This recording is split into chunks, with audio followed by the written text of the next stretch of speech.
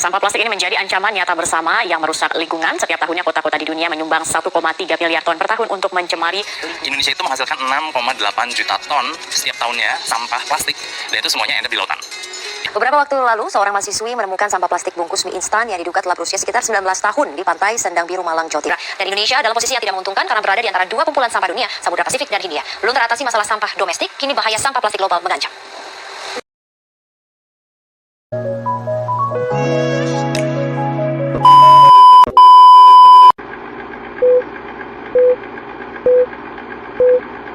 Setiap tahun kita di Indonesia memproduksi lebih dari 7,23 juta ton plastik baru, dengan jumlah timbunan sampah lebih dari 67,8 juta ton setiap tahunnya, dan akan terus bertambah seiring dengan pertambahan penduduk.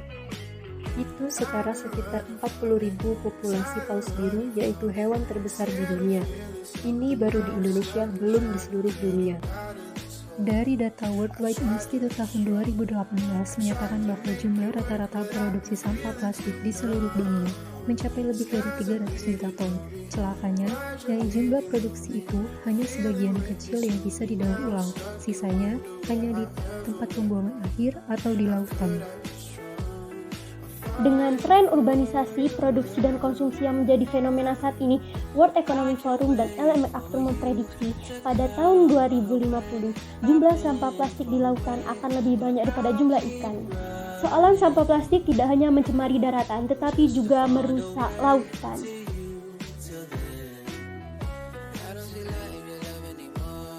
Menurut studi Jade Jebek dari University Georgia, Amerika Serikat yang dilakukan pada tahun 2015, Indonesia adalah negara kedua penyumbang sampah plastik setelah negara Tiongkok. Maka di sini merupakan, bisa kita lihat, ini adalah pemandangan dari tempat pembuangan sampah plastik di sekitar pemukiman warga. Sampah plastik yang berada di tempat pembuangan akhir dekat pemukiman warga ini diperkirakan mencapai sekitar 1 ton beratnya. Sampah plastik selain tidak baik bagi lingkungan sekitar, juga tidak baik bagi para penduduk yang tinggal di sekitaran tempat pembuangan akhir ini. Untuk itu, sekarang kita harus memutuskan untuk lebih bijak dalam penggunaan sampah plastik, atau melihat anak cucu kita sengsara ke depannya akibat dari kelalaian kita sendiri. Perkenalkan, saya Muti Adinila dari Prodi Ilmu Kesehatan Masyarakat, Fakultas Kesehatan Masyarakat Universitas Sriwijaya. Di sini saya akan menjelaskan tentang tindakan memilah sampah rumah tangga sebagai bentuk solusi mengurangi masalah kesehatan lingkungan akibat dari polusi sampah. Saat ini, masyarakat masih banyak yang lalai dalam melakukan tindakan memilah sampah rumah tangga.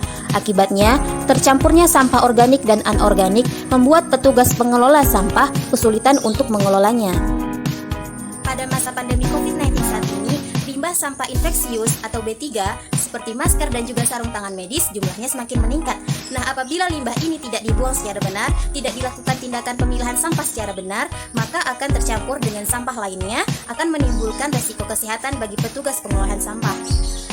Cara memilah sampah. Yang pertama, pisahkan sampah organik dan sampah anorganik. Sampah organik adalah sampah yang terdiri dari sisa bahan makanan seperti kulit buah, sayur, dan tulang-tulangan. Sampah organik ini dapat diolah kembali menjadi kompos. Sedangkan sampah anorganik yaitu sampah yang sulit terurai seperti plastik, kaca, kaleng, dan lain-lain.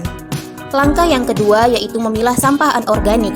Memilah sampah anorganik bertujuan agar pihak pengelola sampah dapat mengolahnya dengan lebih mudah. Sebelum memilah, harus tahu jenis sampah yang dapat didaur ulang dan tidak dapat didaur ulang oleh petugas pengelola sampah.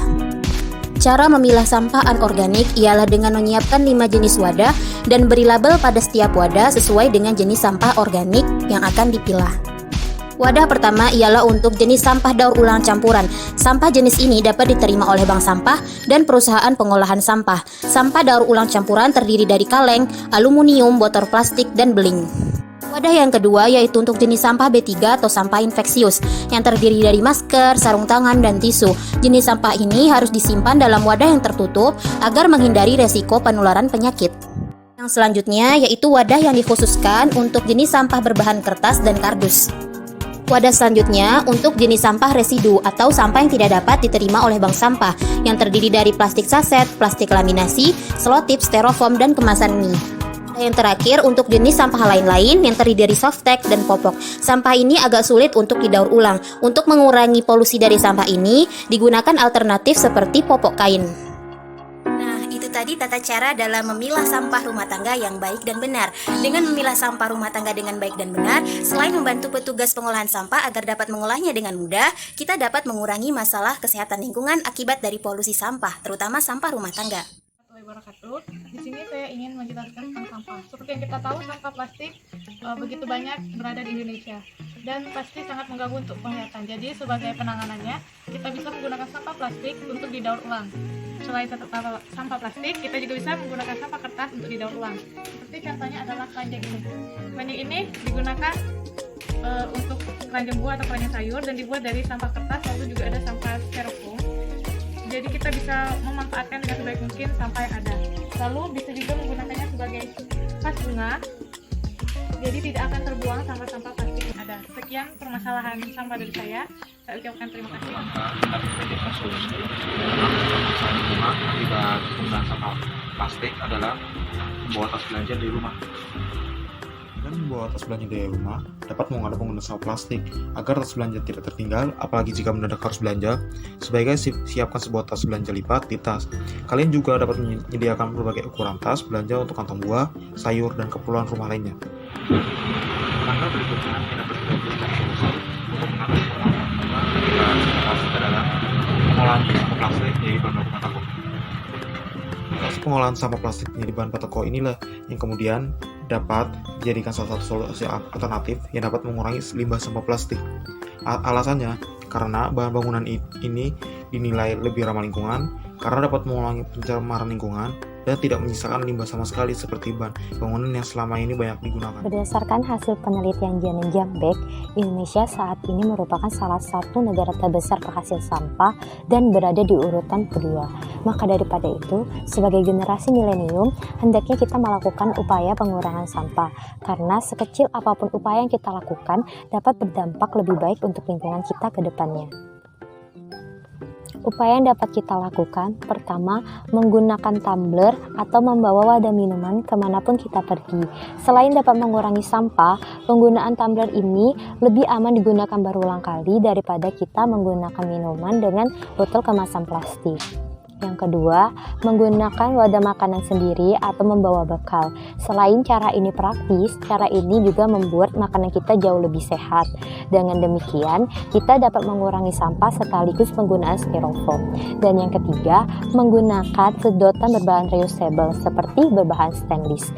Meskipun sampah sedotan plastik ini merupakan sampah yang kecil, tapi kini penggunaan sampah sedotan plastik di Indonesia telah mencapai 93 juta per harinya. Dan hal ini dapat membahayakan biota dan hewan-hewan laut. Maka daripada itu, mari bersama kita berkontribusi mengurangi sampah di dunia, mulai dari diri kita sendiri, lalu kita tularkan ke orang lain demi kebaikan lingkungan kita ke depannya. Wassalamualaikum warahmatullahi wabarakatuh.